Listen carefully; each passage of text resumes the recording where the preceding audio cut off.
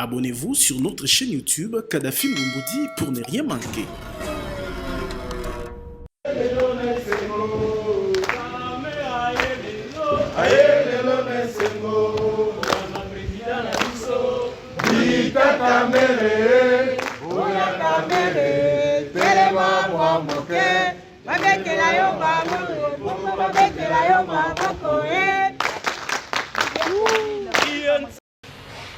Chers camarades, j'exprime ma profonde gratitude et mes sincères félicitations à mon parti, l'UNC, qui est resté debout contre vents et marées durant toute cette période. Que disais-je, durant tout le temps de mon incarcération, tout en étant momentanément indisponible. Je suivais avec attention la marche du parti à travers le secrétaire général et d'autres dirigeants du parti, les différents échelons, les différents forats et toutes les structures du parti.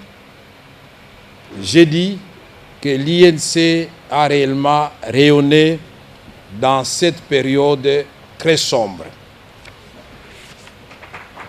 Ce travail est aujourd'hui couronné par l'acquisition d'un siège national, ici à Kinshasa. Après le lancement de l'opération, vous vous souvenez très bien, par le secrétaire général de l'époque, $1 pour les partis. Et la campagne de vente de la carte des membres biométrique, militants, cadres, députés, ministres, mandataires, membres d'honneur et autres personnes de bonne volonté, félicitations et merci à vous tous pour le travail abattu sous la direction du secrétaire général Billy Kambale. Je salue le travail abattu par toutes les structures du parti, sans exception. Chaque jour qui passe, l'INC ne cesse d'enregistrer de nouvelles adhésions, tant au niveau national qu'international. C'est le fruit d'un engagement de l'équipe que nous avons mis en place lors de la dernière restructuration du parti. Dans les tout prochains jours, nous allons poursuivre et finaliser cette mise en place jusqu'au niveau des entités décentralisées du pays. Vos prières ayant été exaucées, les maîtres mots sont présentement le pardon et la cohésion, comme c'est indiqué dans le livre de Genèse 50,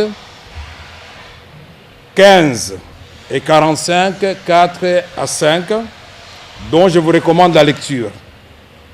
Il s'agit de l'histoire de Joseph, qui avait dit à ses frères, venez près de moi. Ses frères s'approchent près de lui. Donc il ne s'agissait pas de se venger. Joseph, qui avait été vendu, a sauvé ses frères et beaucoup d'autres âmes, bien sûr, qui ont la foi en Dieu. Je remercie les militantes et militants de l'UNC, les alliés et associations affiliées à notre parti, ainsi que toutes les autres personnes éprises de paix et de compassion qui n'ont cessé de me soutenir toute cette période de dure épreuve. J'adresse ma gratitude aux serviteurs de Dieu, de tous bords, à tous les peuples congolais qui a cru en Dieu et en notre justice. Je leur exhorte de continuer à prier le Très-Haut pour notre justice, nos autorités et surtout pour le Congo qui doit s'élever et marcher pour le bien des Congolais et pour l'ensemble des pays de l'Afrique subsaharienne et de l'Afrique tout entière. L'INC, dans sa vision, confirme cela avec conviction et convaincu qu'un autre Congo est possible. Nous devons ici lancer un appel à tous les leaders politiques de tous les bords. Le développement de la République démocratique du Congo n'est pas l'affaire du seul président de la République, non. C'est l'affaire de tout le monde, parce que le bien-être n'a pas de couleur politique.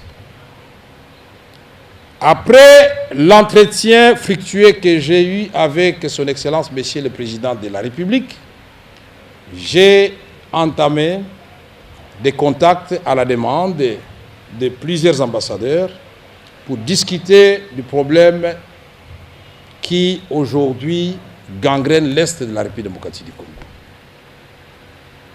Les mêmes consultations vont se poursuivre avec des leaders politiques et de la société civile, de telle sorte que nous puissions avoir une union sacrée des intelligences congolaises et faire face aux problèmes qui nous assaillent actuellement. Chers camarades, je voudrais vous remercier encore une fois parce que, comme je l'ai dit, les grandes actions qu'on envisage à faire souvent se font en silence. Les slogans et les chansons qui précèdent des actions, souvent, ce sont des promesses qui n'engagent que ceux qui y croient. C'est pourquoi l'INC, je suis fier de constater que plusieurs députés, plusieurs membres du gouvernement, plusieurs cadres du parti ont par-ci par-là ouvert des sièges du parti à leur propre compte. Ils ont posé des actes à caractère humanitaire pour le bien du peuple congolais en silence. Je suis au courant. Je disais, chers camarades, nous suivons avec une attention soutenue les drames qui se déroulent encore une fois à l'est de la République démocratique du Congo. C'est que nous condamnons avec la dernière fermeté et apportons ici notre solidarité aux populations éplorées. Le temps n'est pas au discours ni aux incantations. C'est pourquoi j'annonce ma descente dans cette partie du pays dans les tout prochains jours, en vue d'annoncer publiquement ma contribution à la recherche de paix durable à cette crise. Ceci concerne chaque Congolais qui a l'obligation de contribuer à l'effort national de manière à mettre un terme à ce cycle de violence qui retarde le développement de notre pays. Chers camarades, la RDC est l'espoir de l'humanité, comme je l'ai dit dans mon ouvrage qui porte le même nom. Ce pays béni de Dieu a des réponses aux 5 défis auxquels l'humanité est actuellement confrontée. Qu'il s'agisse du changement climatique, la RDC est le deuxième poumon du monde après l'Amazonie. Qu'il s'agisse de la lutte contre la faim dans le monde, la RDC a la même surface cultivable que la Chine, qui nourrit 1,5 milliard d'habitants et exporte le surplus vers d'autres pays. S'agissant de l'énergie propre, non polluante et renouvelable qui se fait de plus en plus rare, la RDC à elle seule, avec Inga et 44 000 MW, quand vous y ajoutez d'autres sources à travers le pays, nous sommes à 100 000 MW. Inga peut industrialiser et éclairer l'ensemble de l'Afrique, une grande partie de l'Asie du Sud-Est et l'Europe de Midi. Quelle merveille de la nature! Les matières premières, cuivre, diamant, cobalt, manganèse, cassitérite, coltan, l'or, tous les tableaux de Mendeleev se retrouvent à quelques différences près dans ce pays.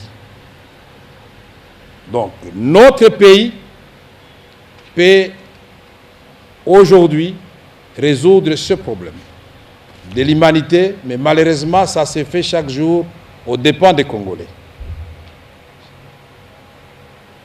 Nous parlons ici des produits stratégiques. Quand le monde commence à basculer vers l'automobile électrique, à 75%, les regards sont tournés vers la République démocratique du Congo. Je ne vais pas vous rappeler la superficie des terres arables, accessible tout de suite, 80 millions de terres.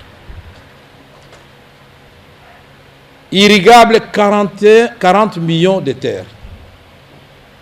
Et les calculs et les études qui ont été établis confirment que nous pouvons nourrir 2 milliards d'individus, de quoi résorber 2 fois le déficit alimentaire mondial. Est-ce que ce n'est pas une chance pour l'humanité, notre pays? Mais pourquoi nous devons continuer à nous lamenter? Le développement de la République démocratique du Congo dépend des Congolais, bien plus d'un leadership visionnaire, rassembleur, éclairé et qui mette tous les Congolais au travail. Le Congo a la vocation d'être la locomotive d'Afrique et non pas à la queue parmi les pays les plus pauvres de l'humanité. Chers camarades, nous devons préserver la cohésion et le respect mutuel. Notre parti a une hiérarchie qui nous impose une attitude responsable. Nous avons eu à déplorer la naissance de quelques groupes à la solde de certains, mais cela n'est pas l'apanage de notre seul parti. Le tout, c'est de savoir comment capitaliser cette diversité dans le seul intérêt de propulser le parti. Je me réjouis du fait que nous avons montré que nous pouvons nous dépasser sans amener ces divergences du parti sur la place publique. De même, le respect des aînés sera accompagné de la considération envers les plus jeunes. Je m'engage à y veiller personnellement, car la cohésion doit demeurer le maître mot.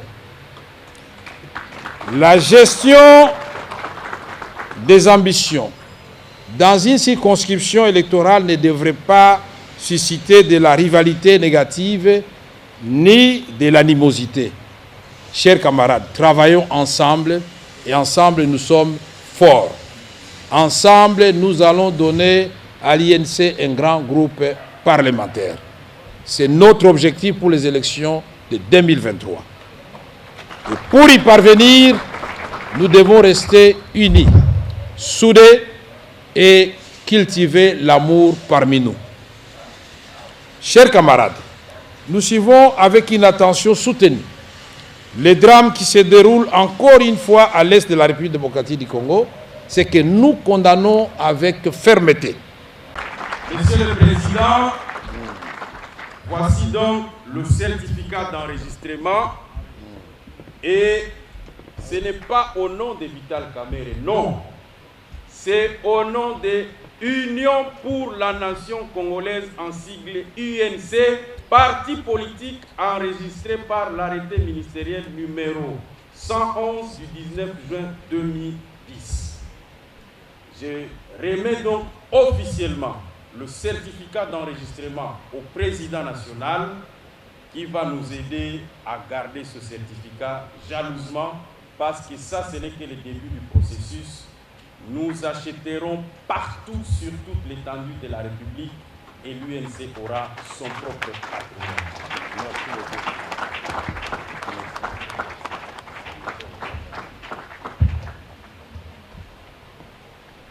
l'INC, viva! Viva! Est-ce que ça est sengoté? Mais vous faites ma bogo. Comme je l'ai dit dans mon petit mot tout à l'heure, ma communication, ceci est le résultat des contributions de tous les membres. C'est la redevabilité, puisque vous vous posez la question, nous cotisons. Les ministres cotisent, les ministres parfois donnent des contributions exceptionnelles, les députés cotisent régulièrement, il y en a qui donnent aussi des cotisations exceptionnelles, les membres de la direction politique nationale cotisent, et même les militants de la plus petite cellule au niveau de l'avenir cotisent parce qu'il a acheté sa carte. Carte nayo osombaki dollar moko banda ko pesa wana après mbula moko na ndambo lelo esombi siège si l'avenir de l'enseignement. Abonnez-vous sur notre chaîne YouTube Kadhafi Mboumoudi pour ne rien manquer.